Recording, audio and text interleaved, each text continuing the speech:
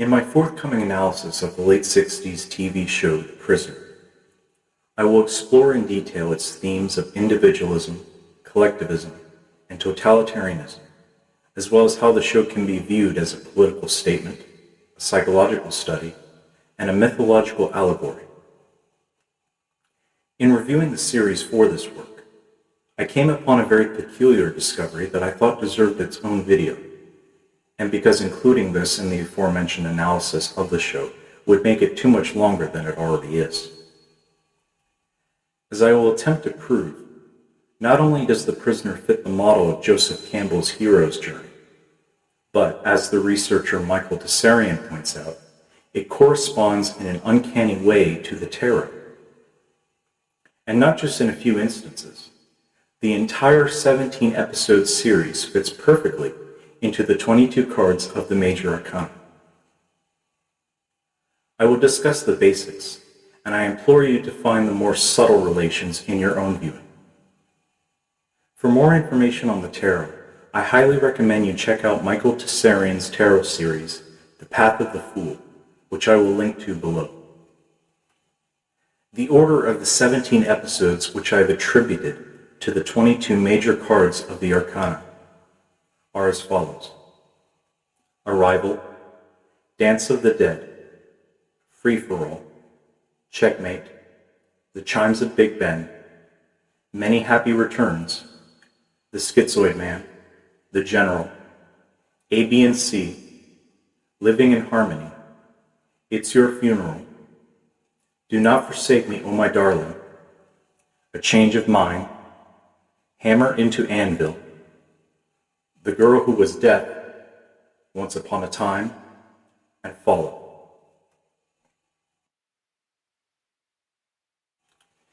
In The Prisoner, a secret agent resigns his job in anger and prepares to flee London when he is rendered unconscious and whisked away to a small cosmopolitan town where he is being held captive, referred to only as the Village.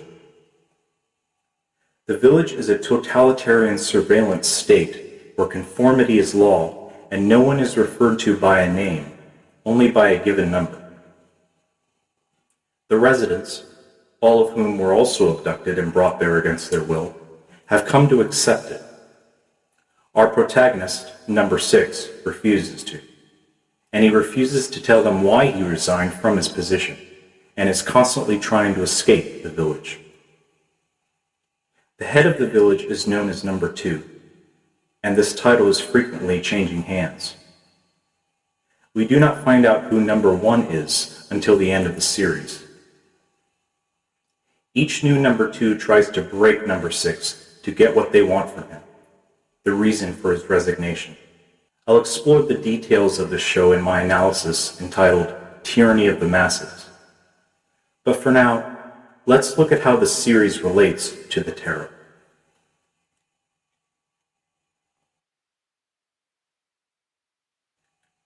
Number 6 is the Fool, the rebel, who says, "I am not a number, I am a free man," at the start of the journey, Arrival.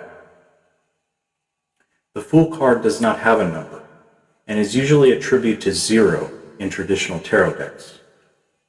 The Fool is said to transverse through the other 21 cards of the major arcana. Number 6 is also the Magician, who is vigilant, careful, wholly independent, resourceful, and intelligent. He has a powerful will, expertise, physical aptitude, and focus. The Magician could also be the woman who gives him the key to the helicopter and initiates his adventure, aiding him in his first attempt to escape, who looks a lot like the Magician of the Rider-Waite deck.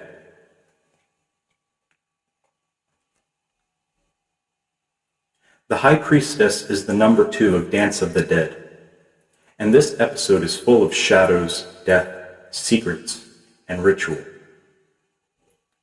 We even see her in a shot that is identical to the card, a seated woman between a black and a white pillar.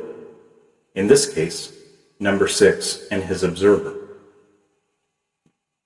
In that card, the High Priestess holds the divine law in her hands. Number 2 in this episode resides over a tribunal being held against the prisoner. "This is your world now," she says. "I am your world."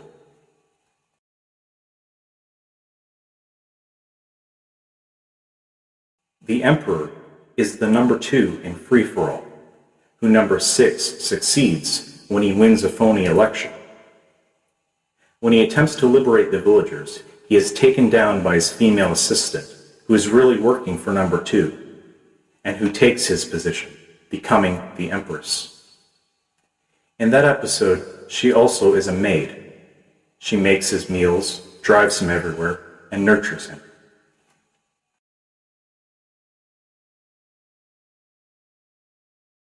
In Checkmate, number 6 seeks to find prisoners who want to escape, i.e., find salvation. And he wants to find out who will take orders and who will not, the latter being the planted warders of the village. He seeks those who rebel against the village, unbelievers. He is betrayed by the lack of faith of one of his men, who suspects that number 6 is not really a prisoner. In this episode, number 6 is the Hierophant.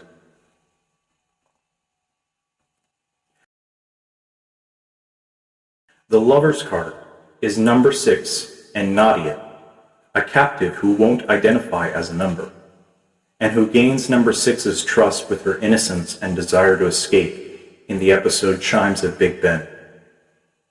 She is also very attracted to him. This episode also reveals that number 6's resignation had to do with a matter of conscience, or a choice between higher and lower motives.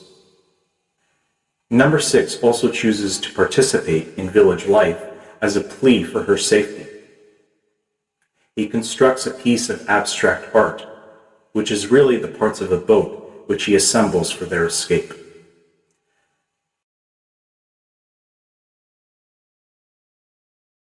Many Happy Returns corresponds to the Chariot card, in that we see the prisoner escape heroically by sea and land to his London home. Then later we see him driving his Lotus 7, which he has constructed himself. The number 2 of this episode is also very motherly.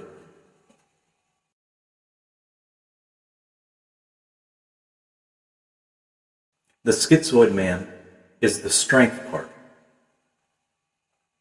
Number 6 overcomes the village's attempt to steal his identity by altering his behavior and creating a double. There's even a fight between them, much like the taming of the lion in the card's illustration.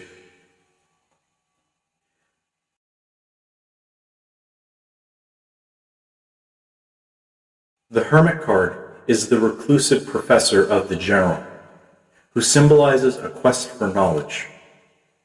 Number 6 shows us that real wisdom comes from those who seek understanding, to those who ask why, not those who simply seek to gain knowledge.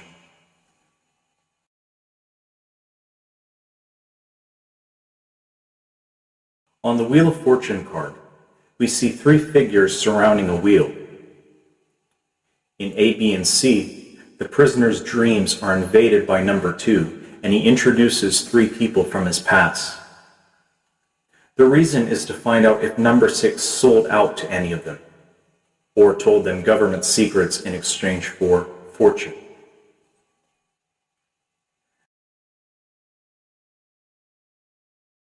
Justice and the Hanged Man cards are both found in Living in Harmony.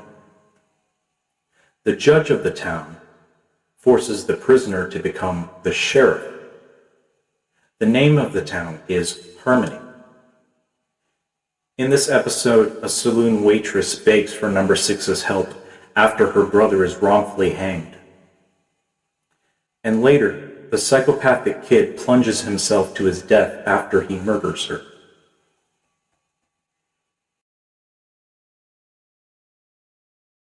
It's Your Funeral represents the death card, not only because of the plot and assassination plan, but because we see a radical change in number 6, who now is more concerned with the village avoiding the retribution of an assassination attempt on number 2, which he has discovered, rather than about his own situation. The watchmaker wants this to happen so that it will spark a violent revolution.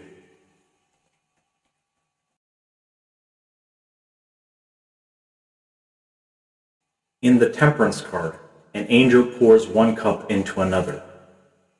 And in Do Not Forsake Me, O My Darling, a scientist swaps the minds of number 6 with another British agent. This episode deals with the unethical use of technology, which a scientist fights against. In the episode, the prisoner makes a long journey across Europe, and one meaning associated with this card is long voyages.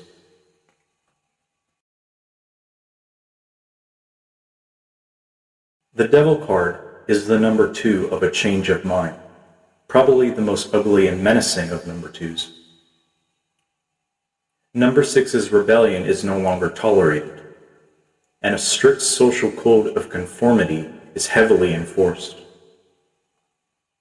The Devil card can be seen as what threatens to take away our free will, and this number 2 confronts number 6 with the threat of a full frontal lobotomy. There's much talk about number 6's aggressive tendencies, i.e., inner demons.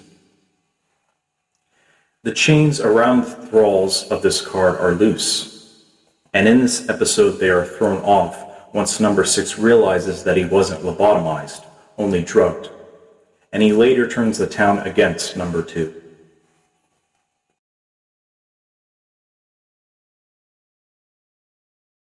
Hammer into Anvil opens with a woman committing suicide by jumping from a hospital window, the tower.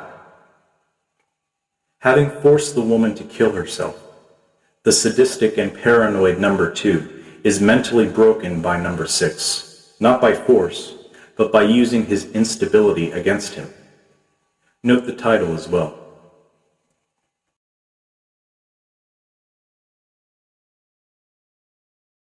The Star card is represented in The Girl Who Was Death.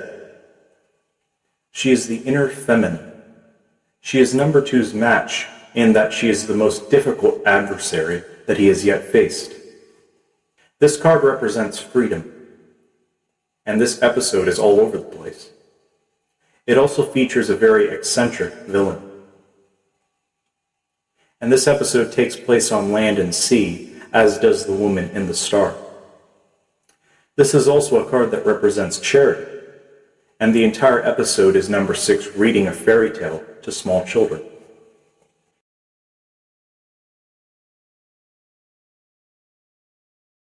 The Moon card is represented in the psychological perils in the darkness of Once Upon a Time.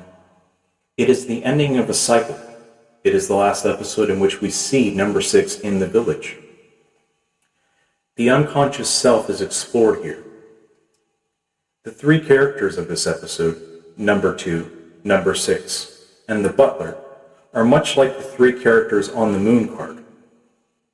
One of the negative meanings of this card is transgression. In Once Upon a Time, number 2 represents the inner masculine, which number 6 achieves victory over, stating that he is the boss, and becoming the eternal masculine, the Sun card. This card is also a symbol of time transcended, and in this episode, number 6 is hypnotized by number 2 into regressing to a child where his entire life is relived so that number 2 can reform him. The Sun card sometimes features 2 children, or at least one in a garden, and the bulk of this episode is number 2 and number 6 in a room called the Embryo. The card in the Rider-Waite deck shows a triumphant child with a flag riding a white horse, and the victorious number 6, having survived the ultimate test, leaves this enclosed space to come to a greater realization, which will take his recovered conscious self, represented by the sun, down into the caverns, the collective unconscious, to meet number 1. Interestingly, the sun in astrology is attributed to Leo, which rules the fifth house of children. And the number 2 of this episode was played by Leo McKern. In this episode, number 6 repeatedly refers to himself as a fool.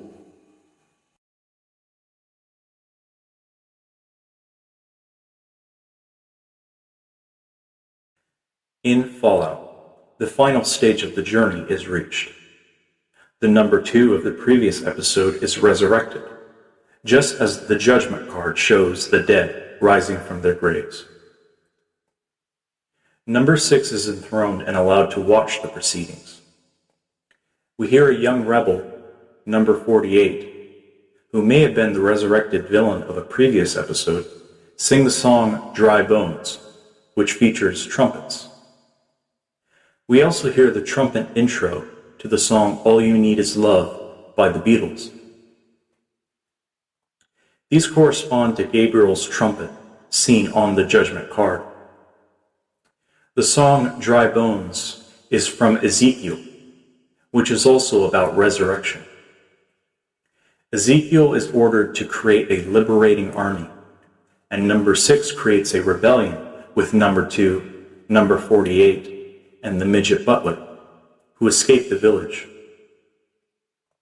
These last 3 men are also relative to the 3 figures rising from their graves, 2 adults and a child, on the Judgment card. Realization is also at the heart of this card, and in this episode, number 6 finally discovers who number 1 really is. The final card, the world, is also represented in this episode. In Ezekiel, we read of the fourfold image of God represented in the world card as the bull, the lion, the eagle, and the man. And 4 people escape the village: the butler, number 2, number 48, and the prisoner. They each return to their lives upon arriving in London. This return is represented by the world card. The liberated hero returns to share his wisdom gained from the adventure, as we see number 6 doing so in an exchange with a policeman.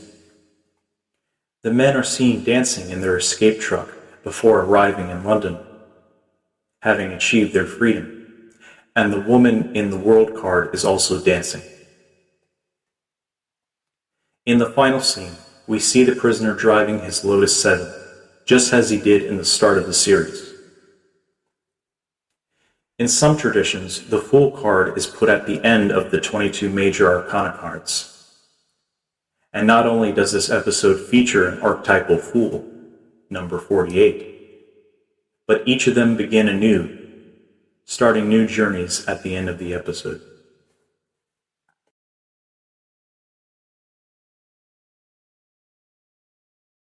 There's also other relations that the show has to the tarot, which are worth exploring. The architecture and dress is extremely similar to the aesthetic qualities of the Rider-Waite deck. The penny farthing bicycle could be seen as representative of the suit of discs. As the logo of the village, it represents material progress, earth. The villagers' umbrellas and their uniform dress could be seen as representative of the suit of clubs or wands, as it is emblematic of the force, fire, that keeps them herded together. Rover could be seen as the suit of cups, since it emerges from the ocean, water, to collect escaping villagers, and it fills its victims with terror. And the suit of swords could be represented by the numbers on the villagers' lapels, being that identifying them as numbers is an abstract method of defining and separating them, and giving them an idea of themselves to identify with, air. So there you have it. As far as the prisoner's relation to the major arcana goes, if it's a coincidence, it's one of the most amazing ones I've ever come across. Given that Patrick McGoohan himself was a scholar in his own right, and very much had sway as to what went into the entire series, which was his own brainchild, I think it's safe to say that this probably isn't a coincidence. Be sure to subscribe to my channel and like this video, and keep a lookout for my forthcoming full analysis of The Prisoner, which should be out sometime in 2017. Also, please check out Michael Tsarion's work on the tarot, which you will find in the links below. Thank you for watching. Be seen.